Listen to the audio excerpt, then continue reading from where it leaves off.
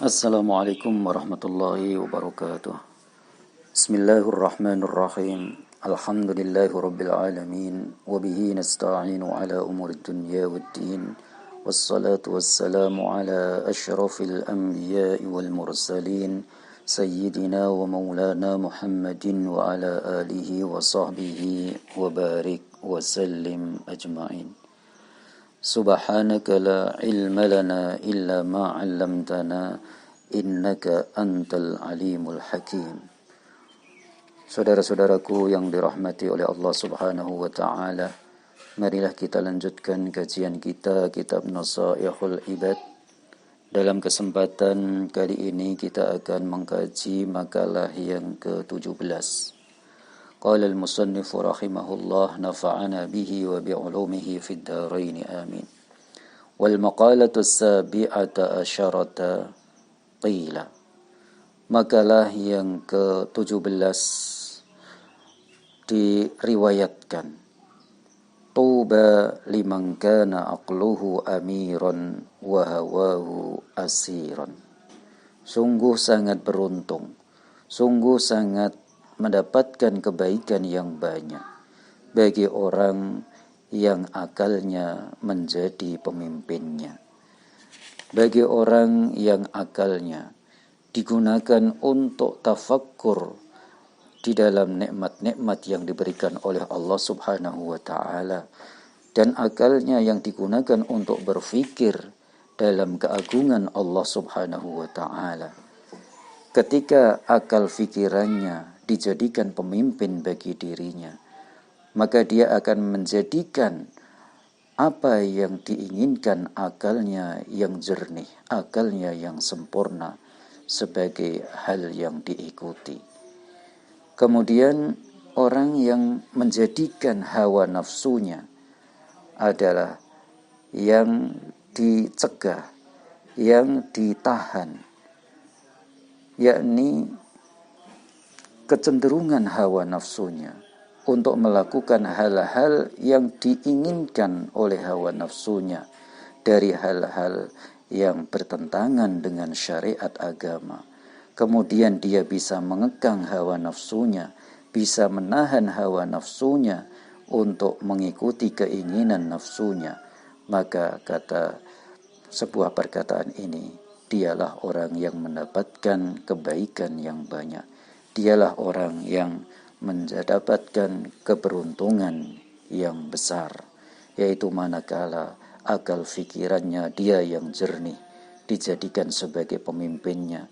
Seluruh tindakan-tindakannya itu semuanya sebelum dia lakukan selalu dilandaskan pada akal fikirannya yang jernih. Sehingga ketika menjadikan akal fikirannya yang jernih untuk landasan apa yang akan dia lakukan, maka tentu dia akan melakukan kebaikan-kebaikan. Ketika dia melakukan kebaikan-kebaikan, maka yang akan dia dapatkan adalah keberuntungan yang banyak. Demikian juga orang yang beruntung itu adalah orang yang menjadikan hawa nafsunya, hawa nafsu yang ditahan, yang dikekang.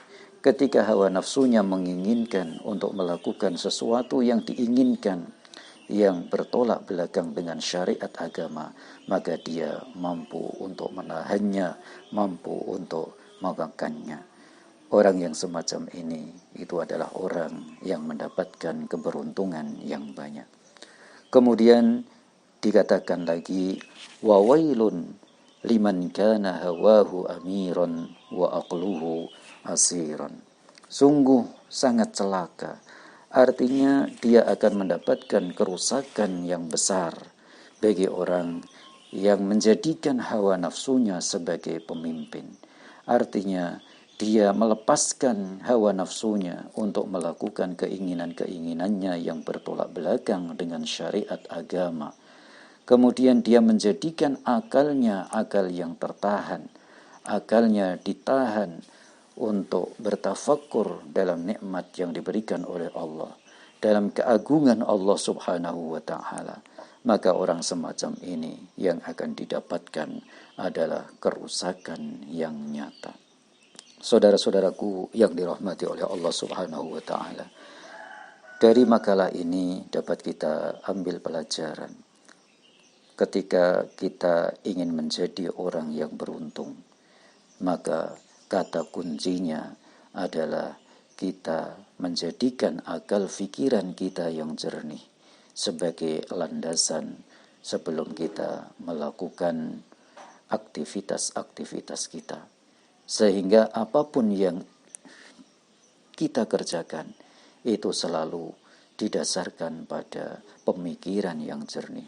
Ketika semuanya didasarkan pada pemikiran yang jernih, maka perilaku-perilaku, maka tindakan-tindakan yang akan keluar dari dirinya pasti tindakan-tindakan yang sesuai dengan aturan-aturan agama.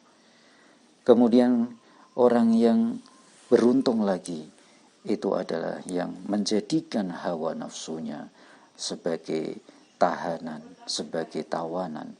Artinya apapun yang diinginkan oleh hawa nafsunya untuk melakukan hal-hal yang bertentangan dengan syariat agama, maka dia mampu untuk menahannya, mampu untuk mengekangnya. Sehingga apapun yang dia lakukan itu adalah kebaikan. Ketika dia melakukan kebaikan, maka yang akan didapatkan adalah keberuntungan yang sangat banyak sekali. Kemudian kebalikannya, ketika orang menjadikan hawa nafsunya sebagai pemimpin, apapun yang diinginkan hawa nafsunya selalu dituruti dan selalu dilepaskan terhadap apa-apa yang dia inginkan meskipun bertolak belakang dengan syariat agama. Kemudian dia menjadikan akal fikirannya yang jernih, yang tertahan, yang dicegah untuk berpikir dengan fikiran yang jernih dalam hal kaitannya dengan nikmat yang telah diberikan oleh Allah padanya, untuk memikir keagungan Allah Subhanahu wa taala. Maka orang yang semacam ini adalah orang yang mendapatkan celaka yang nyata, orang yang benar-benar mendapatkan kerusakan yang dahsyat pada dirinya. Saudaraku yang dirahmati oleh Allah Subhanahu wa taala, marilah kita jadikan pelajaran makalah ini untuk membentuk diri kita supaya kita menjadi orang yang beruntung dan kita dijauhkan dari orang yang terjerumus dalam kerusakan.